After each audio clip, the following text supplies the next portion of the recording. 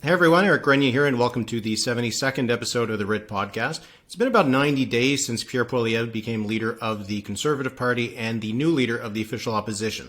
So there's been lots going on over the last 3 months, so I wanted to get a bit of an assessment of how Pierre Poilievre is doing in his new role. So joining me to do that today is Chad Rogers. He is founding partner at Crestview Strategy, and Tim Powers, chairman at Summa Strategies. Hey guys, I've missed you. I really have. Are you being sincere? Do you feel he's being sincere, Chad? I don't know. It's the 72nd episode of a podcast where they really come into their groove. Like that's the honor of being here for all 72. That's the one where that's when you get the syndication rights and you start making the Seinfeld money. Yeah, no, I don't think so. I'm just doing this so that eventually I'll get to 100 and I can do something fun for that. So anyway, like I said, it has been 90 days. Powers is like a part owner in a brewery. That sounds good. You know, we'll have a party for the 100 if you invite Chad and I on. Anyway, get to your program. We're delaying you. All right. Well, it has been 90 days, and, you know, this is a new job for Pierre Poilievre. So I thought we'd talk about how he's been doing, and I wanted to use a different kind of way to guide us through this discussion. So I had this book, which is called The First 90 Days, which is a very well-known business book by Michael D. Watkins, and it's about how, if you're taking on a new role, how you should transition into that role. So I thought that we could go through some of the chapters. You know, it's meant for business people in the corporate sector, but I think it can be applied to political leaders. So the first 3 chapters of this book, they're called Prepare Yourself, Accelerate Your Learning, and Match Your Strategy to the Situation. So here's a little quote from the book. Perhaps the biggest pitfall you face is assuming that what has made you successful to this point will continue to do so. The dangers of sticking with what you know, working extremely hard at doing it, and failing miserably are very real. So, has Pierre Poilievre made that transition from being a critic, a little bit of a pit bull opposition MP, to being the leader of the official opposition and the Conservative Party? Chad, why don't you get us started? Well, I've had the pleasure, like Tim, of working for a lot of leaders over the years on the front end of their journey. Winning when people didn't think they could go all the way, and having to do the long building years. And your question's so perceptive. I never thought of the taking the business lens of a new post and putting it on politics. But there's 2 things they have to learn to do. And the first is that the really talented politicians that become party leaders were people who knew how to take this small pool of resources of like an MPP's office or an MP's office, or, you know, being their own campaign manager, their own speechwriter, and maybe they've got 3 staff or 5 staff or 7 people helping them, but they're involved in everything and they're really good at it. And that's how they can scale, is how much they can contribute. And the first thing they have to do, to your point about the framework of things you should and shouldn't do anymore, is they have to learn to stop doing all that and let a team scale underneath them. And it's massively hard to let go of that. So I think that's the journey Pierre's starting on. And I don't know how I'd publicly measure him on it yet, but I bet you that's the hardest part for him personally every night, is knowing I've got to hand things off that I used to do myself, that I know that I'm pretty comfortable, that I'm good at it. And I've got to hand it off to people that I don't know that they've done this before. And I think that's a journey. He's really lucky as a new leader to have as much time as he's going to have before the next federal election, because he's going to be able to go through maybe even 2 generations of staff to get the right mix to form a team that could serve a prime minister. But I bet you that letting go of stuff he's really good at, like doing himself and now can't do himself. And then the second is, you got to learn to stop swinging at every pitch, because when you're on your way up, you got to swing at every pitch because you got to prove you're available and you're constantly looking to increase your name ID and prove you can do it. When you're a leader, the beauty of being a great leader is choosing what you swing at, and only taking the ones you think are more likely to be home runs, and being way more selective about your time, or when you use the bully pulpit, or when you choose to be negative or contrast minded. So I bet you that's a new restraint skill. But I haven't seen a lot of him on the nightly news seeking to demand the prime minister resign every other week. So I think he's probably learning it. But those 2 things will be a journey for the whole year, and I bet you they're driving him crazy on a personal level. I did forget how many times Trudeau was asked to resign by past Conservative leaders. It's more than one. It's certainly more than one. Tim, has Poilievre managed this transition from opposition MP to opposition party leader? Yeah, as people know, I wasn't necessarily his biggest fan to be leader, but I have to give him strong marks for the early days of his leadership.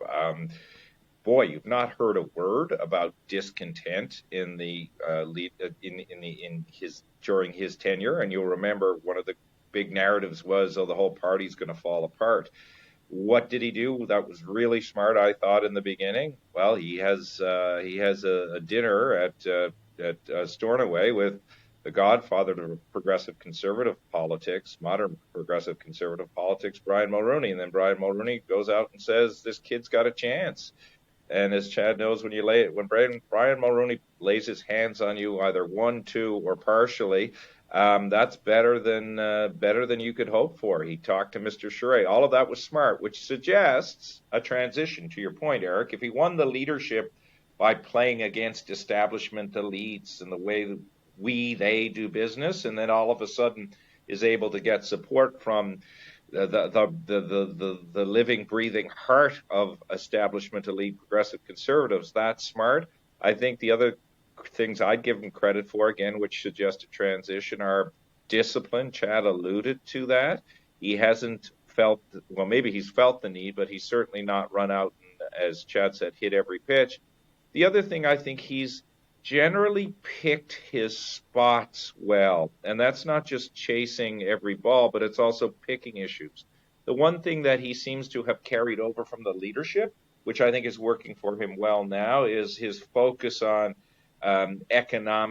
pocketbook economics as it relates to you, me, Chad, and everybody else that's listening or watching this podcast. So yeah, I think he's done, if I were giving him a grade, there've been a few minor mistakes, but there always are. I'd give him a solid B+ for his early days. You mentioned no discontent. There was that first week where Alain Reyes left the party and sat as an independent, and it seemed that maybe that was going to be the beginning of some potential discontent, but then it ended up being, that was the last we really heard of it. Yeah, the Quebec dynamics will be the most interesting. The most interesting B track of this 45 of Poilievre is how the establishment that didn't like him in the leadership said that, he doesn't have national electability or Quebec electability. Pierre Poilievre proved in the leadership he's got massive traction in Quebec, and I think he's on track to have a Mulroney-like number in 25 if he plays his cards right. So I think what Alain Reyes and others discovered is that the Quebec electorate is not what they thought it was in the age of Premier Legault, in the age of Eric Duhem, in the age of centrist, pragmatic, almost economic conservative sovereignty. There's a much bigger space like there was in the early 80s for the Conservative Party for Quebec votes. And Poilievre, by virtue of his name, his bilingualism, and others, is even more marketable than Harper was 05-06. Chad, if you want to give me odds on 60 seats for the Conservatives in Quebec in the next election, I definitely take that action if you want. All right, let's move on to the next chapter. So the next chapter in this book, the first 90 days, is secure early wins. So it says, early wins build your credibility and create momentum. Tim, did Poilievre secure any early wins so far? Yeah, I go back to something I said a moment ago. Nobody's been out to stab him. So the fact that his life hasn't been in jeopardy, unlike the other two most recent conservative leaders, is a win. He's won his caucus over. It's hard to find, as Chad will tell you, anybody in caucus who is now grumbling the way they were under Andrew Scheer and or Aaron O'Toole. That is a big win because so much of his life now is about working with that parliamentary caucus. So that is a win. He's got a by-election coming up. Yeah, it's on December 12th, I believe. That'll be overstated either way. Should it win, should there be a Conservative win, it will be hailed as being more victorious than it actually is. And if Charles Sousa wins for the Liberals, it'll be a bigger loss than it actually was. So, yep, he's had a win with caucus. That's probably the most important win he could get in the short term. Chad, early wins? Yeah, two that I would really highlight. One is he's appointed a series of enforcers around him who can be the bad cop when he's not. Aaron and Andrew, respectively, did not. So there weren't people that were emissaries on behalf of the leader that folks were scared of. Pierre has enforcers like Harper did, like Mulroney did, like Deef did, who can go tell people, get in line or get out. The second one is he took control of the party. And the party machinery, the way the Conservatives built the new party circa 2003 after the merger, is that the fund that raises the money is really the corporate power, even more so than the National Council. And Pierre immediately identified that and appointed a very competent lawyer, vice chair of the law firm Bennett Jones, Robert Staley, to come in, clean house, run the fund properly. And so I think there's a sense of stability behind the scenes, and all of that supports a hacky phrase that I've stolen from our folks who study the GOP south of the border. The Liberals in Canada, when they elect a new leader, fall in love. Conservatives fall in line. And the greater the likelihood they believe there is a path to power, the more they will fall in line. Pierre has luck on his side of timing. People who are pricing it, who may not love Pierre, look at the math of how long Justin Trudeau has been in power, look at the issue frame moving economic, and say, the odds are this guy is going to be prime minister. Therefore, more behavior is required from me to not impede a conservative chance to govern and to potentially participate in a new regime. That's early wins. What about early losses, some missteps? Because, there was that first week that didn't seem to go very well. He had the spat with the media. That seems to have largely gone behind. He hasn't really done many more interviews or scrums or anything like that. But there was also the drug video that he put out recently that was decried by even some conservatives who thought that, a lot of the facts that was presented in the video weren't actually facts. Tim, have there been any missteps, any early losses so far in these first 90 days? Yeah, well, I would use your word. I think those were both stupid things, missteps. I wouldn't consider them losses because it's how you bounce back from it. I think he bounced back reasonably well from the encounter with David Aiken. On the drug video, they seemingly have pulled that down and shut it down. I mean, that was just stupid and showed a real disconnect. So the measure of any good leader in any organization, be it political or otherwise, is how you respond to your mistakes. So far, so good. It was interesting this week. We saw him also engage with the Parliamentary Press Gallery, which he doesn't do very often. I don't think it has been a mistake not to engage with them on a regular basis, but I think they have to figure out on a go-forward basis how not to be as infrequent in that engagement. So I won't call it a mistake in strategy, but they've highlighted a need to figure out a more workable strategy because, as we all know, before there was social media, to the extent that it is today, the press gallery, whether they're talking favorably about you or negatively about you, provide an amplification effect, and particularly an amplification effect and an understanding effect among Canadians who you are going to need to have think about you when an election comes. So they've got to work on that. So I'd call that a work in progress that could go either way. Could be a success, could be a mistake if they don't change their positioning over time on it. Chad, if you have anything to add? Just things he's got to do better. I wouldn't, like Tim, I wouldn't call them missteps. Pierre's got to show human growth. He's got to show that he's no longer the young rabble-rouser. He's growing into willing to be the parent. He's growing into the having more gravitas and more of an arc view of his agenda and his role in Canadian history. So every chance he has to do that, and he's got lots of time. So maybe this is an unfair criticism on my part, but I want to see that emotional growth. Things like his wife introducing him on the night he won the leadership. That's one of those moments where you get, there's a major character unlock on the individual. There's a reveal of the depth of the person. I want to see more of that going forward. And the second is, I think the effort by the Liberal NDP party will be to paint Pierre as a racist. They consistently want to say that if any unreasonable person from a Freedom Convoy or others has ever been within 20 feet of him, it means Pierre is that person's secret sponsor. And what they want to do is try and limit his vote growth by just saying he's a racist, just like Donald Trump is.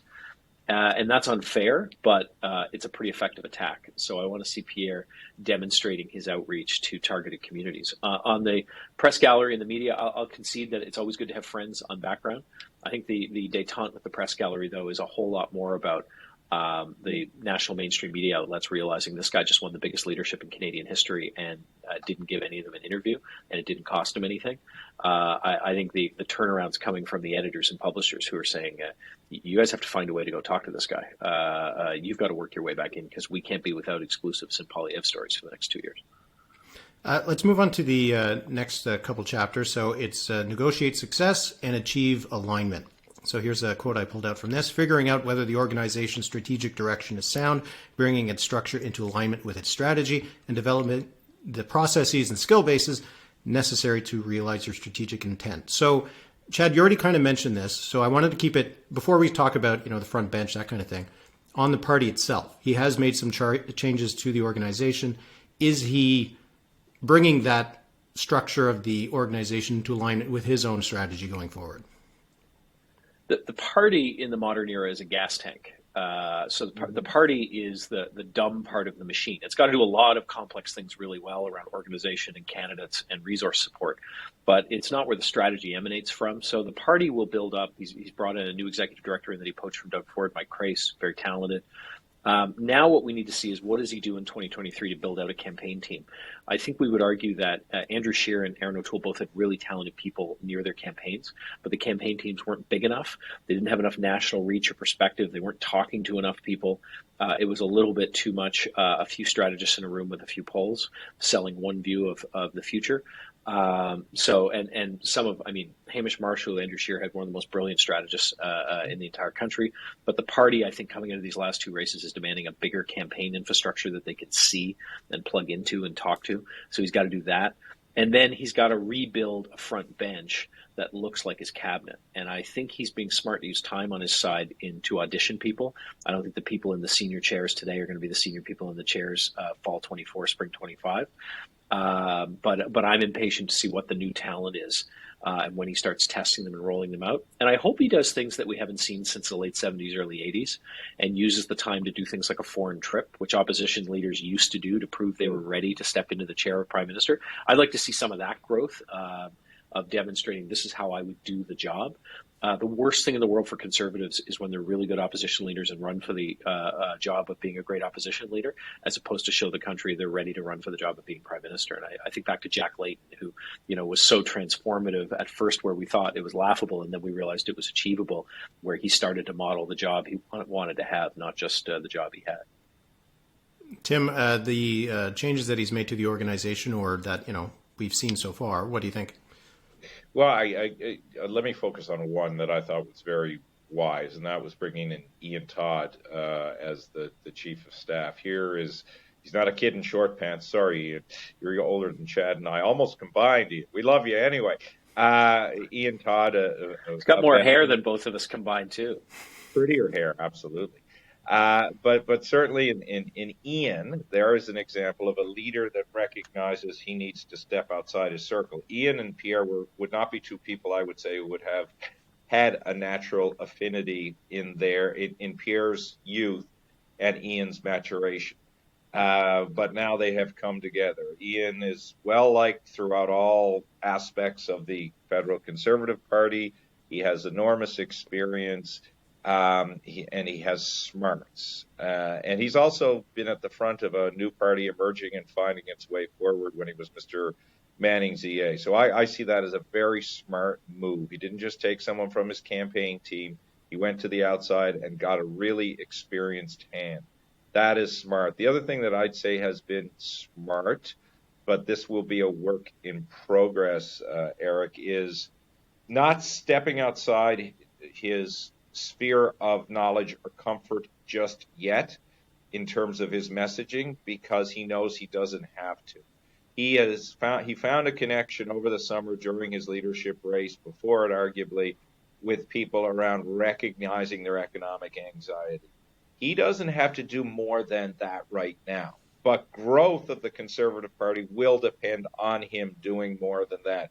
So to have the maturity and the wisdom, at least right now, to know that you're in a managed period of growth, I think is smart. The challenge will come when you need to turn into what they call growth equity, where you need to get more money in to get more out to grow your business in a different fashion, given we're using commercial analogies for today's program.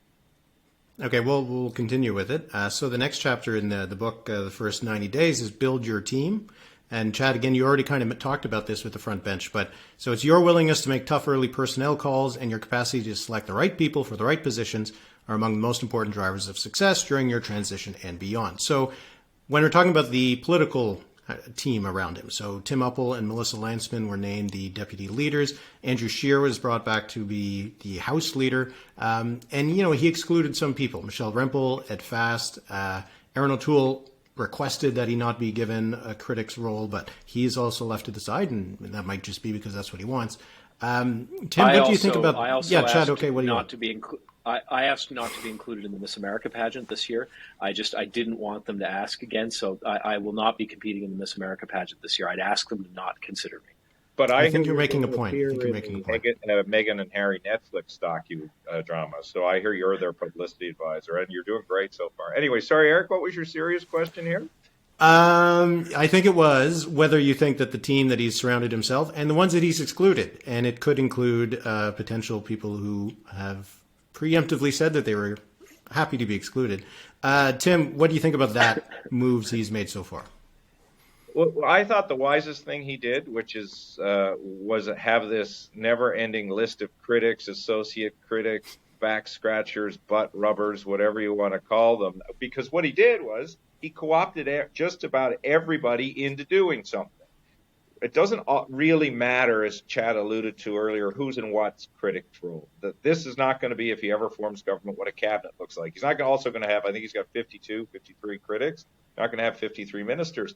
But that was smart to put all these hands to work, right? Idle hands, the work of the devil, as we all know is the saying. I thought that was very smart.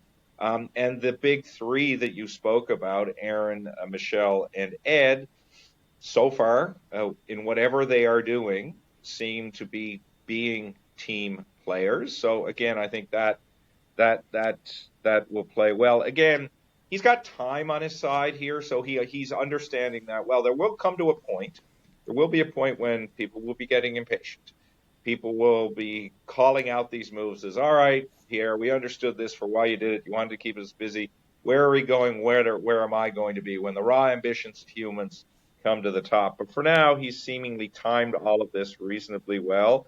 So I'm less concerned to conclude about who's in what chair, but the fact that it's a big table with a lot of chairs and everybody that's there seems to be enjoying their meal of opportunity as it's being served to them. Chad? Well, I'll continue on Tim's metaphor. When the watering hole in drought season gets smaller, the gators start to look at eating each other. Yeah. And remember, he just said 53 critics. You might have a cabinet of 40. Let's also remember there's 100 members of caucus that haven't shown up yet, who will be the new candidates, many of whom will be star candidates looking to run and be part of a government coming up in that late 24, early 25 election. So the real competition that's going to test these folks is one of two things. Pierre gets 2 back-to-back bad quarters or stalled quarters in polling growth. Caucus always gets antsy with successive bad polls. That's something Prime Minister Trudeau's learning about for the first time right now, as his own caucus looks at him and says, wait a second, your coattails don't look as comfortable as they used to for the rest of us. And for the second thing is when the new people show up. So suddenly, mom and dad have adopted a new sibling, and they're getting a lot more attention around here than we used to. Those are called star candidates. And when they start arriving, you're going to see caucus get a little grouchy and insecure. And there's a lot of them yet to come because looking at the current caucus, there's a lot of folks there who have served well, but it might be time for them to move on and let some young, diverse, new blood and, some lumber that Pierre can build better cabinets out of come into that caucus that's going to face the electorate in fall 24, spring 25. That will be something interesting to watch because over the last 2 elections, you could say the same thing for the Liberals as well, but there hasn't really been a great cast of star candidates that have put their names forward in 2019 or 2021. So we'll see if there's going to be anybody that will run for Conservatives under Poilievre that is a name that is recognized, very broadly, and if he's going to be able to attract anybody. And, the polling is going to be part of that, right? If you're a party that looks like you're on track to potentially win a government, suddenly you're a lot more attractive as a party to run for and put your name in the ring because getting into politics requires a lot of sacrifices. So this brings me to, okay, Tim, go ahead. Sorry, I was just going to say very quickly, you're on a bigger point there that would make a wonderful series of podcasts, which is why people don't run. 20, 30 years ago, you would have had an easier time recruiting people.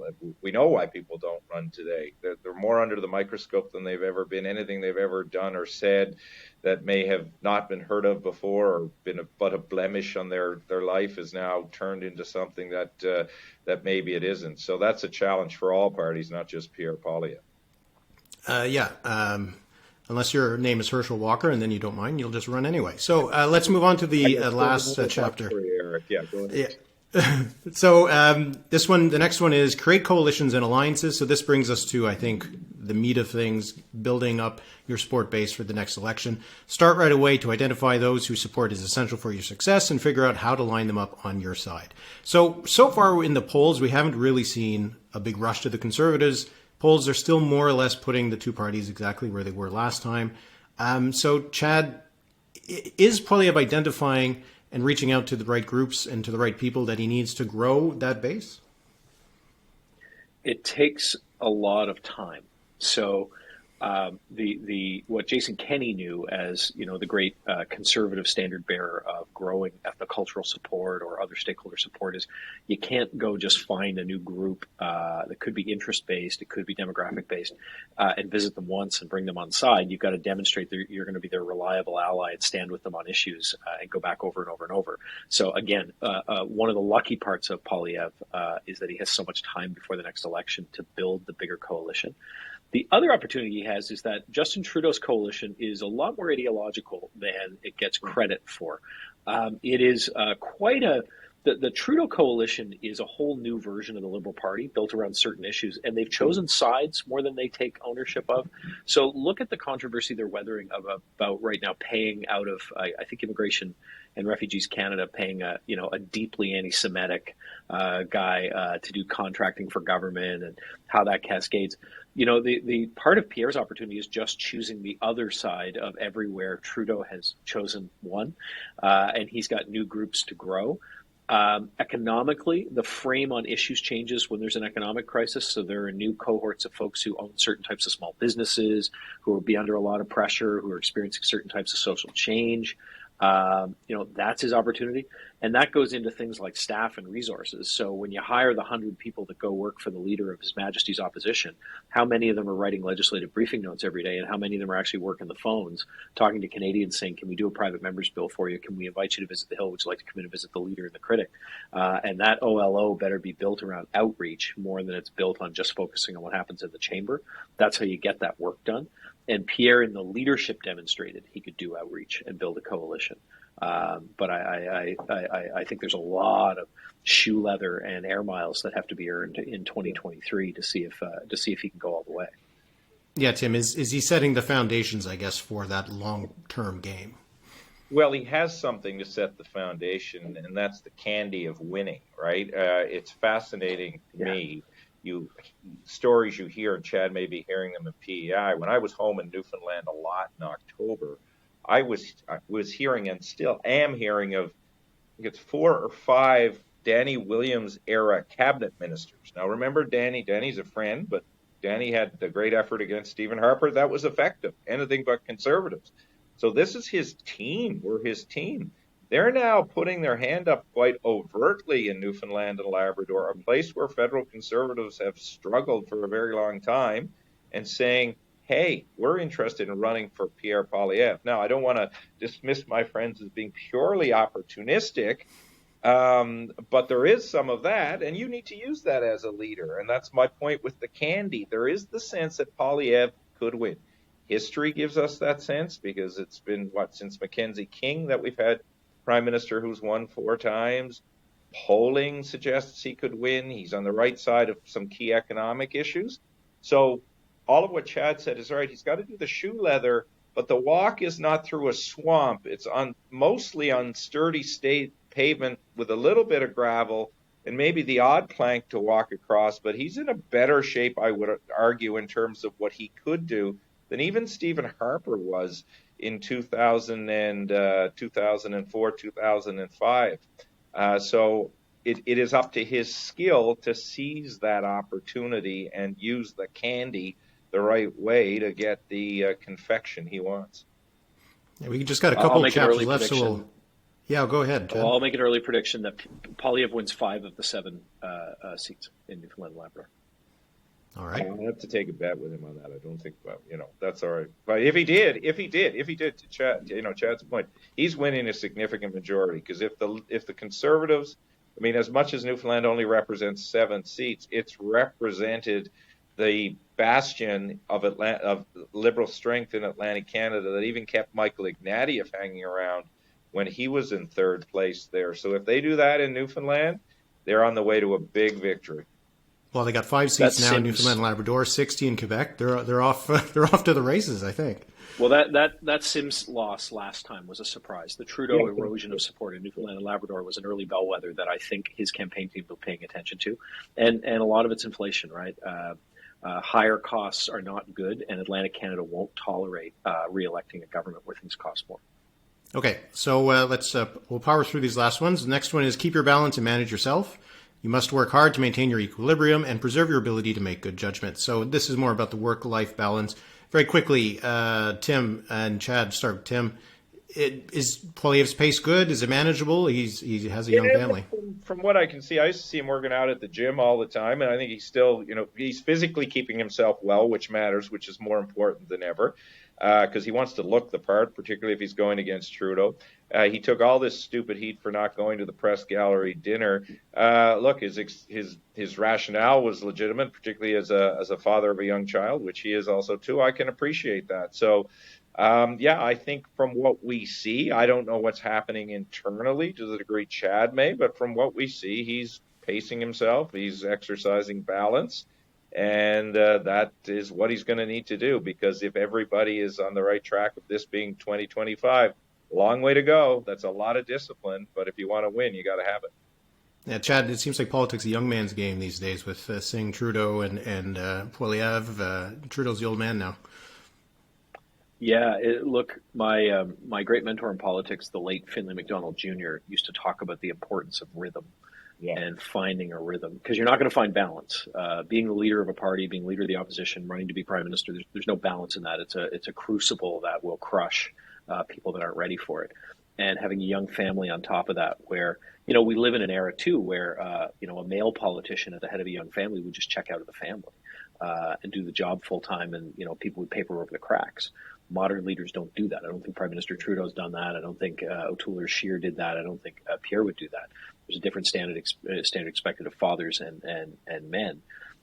So on this one, I don't know. Like, it's going to be a while, and it's crushing. Pierre Poilievre is going to be a guy that wakes up with a to-do list that never gets finished, with demands that will never be totally met, and audiences that will never be completely satisfied every day. And it's really a question of how he manages that stress. And whether or not his team can give him the rest and the space for things like physical activity and not be greedy. I was sitting with a friend of mine who did leadership for who did the tour in advance for Hugh Siegel when he ran for leader. And he was telling this great story about having to lie to the campaign team on behalf of the candidate, because the candidate had been on the road for 15 days and needed one day at home with his spouse to just rest and unpack his luggage and reset, and how he had to tell a series of fibs to his technical bosses at campaign headquarters to let the candidate escape for a day. And it wasn't that the campaign was trying to kill the candidate or disadvantage him. It's that they had an objective they had to reach. They could do one more fundraiser, one more room with the organizers, one more, and they're going to push the body past its limit. And that there are very few people whose job is to be close to the leader and protect the leader alone and let them get the time and space they need. So I don't know how to answer the question, but the enormity of the pressure that we put on people who seek the big jobs in Canada is something that you actually can't even understand until you watch it up close. It's not a pressure that normal people live with. That brings us actually to the last chapter, which is accelerate everyone. So in this, you need to help all those in your organization accelerate their own transitions. Now, we can broaden this out to just what you were just saying. If he's doing everything, then, some things are going to fall through the cracks. So, Chad, is he giving enough space for others in the party to grow their own brand, grow their own appeal? Is he spreading the wealth around enough, or is he taking on too much on his own? No, I mean, the prospect of winning, but Pierre's kind of nature of how he ran the leadership and how successful and how demanding of himself he is personally is a big signal to caucus. So there are, a quarter of that caucus who have to decide up or out. If they're going to stick around and be in a Poilievre government and run the next time, they're going to have to work harder than they've been working in recent years on their EDAs, on fundraising, on issue space, on media. So there's a lot of people who have some soul searching to do about whether or not they're going to compete. And the manifestation of that will be, what does Pierre demand of candidates to reopen nominations for incumbents, and what advantage do they have? And that's a very, that's a very difficult battle internally. But Pierre's already accelerated the pace of the organization such that people are feeling that pressure. pressure to know what's it going to require for me to get a nomination again, because it may be more than I've had to do previously. And then the other is this is a young leader. This is a young, fit guy. Like, I don't know if you've actually been in a room with Pierre. He looks in a suit sometimes like just like a tall, skinny guy. This guy's jacked. He's in shape. He's he can work a 20-hour day. He moves quickly. He can deal with 5,000 people at a venue.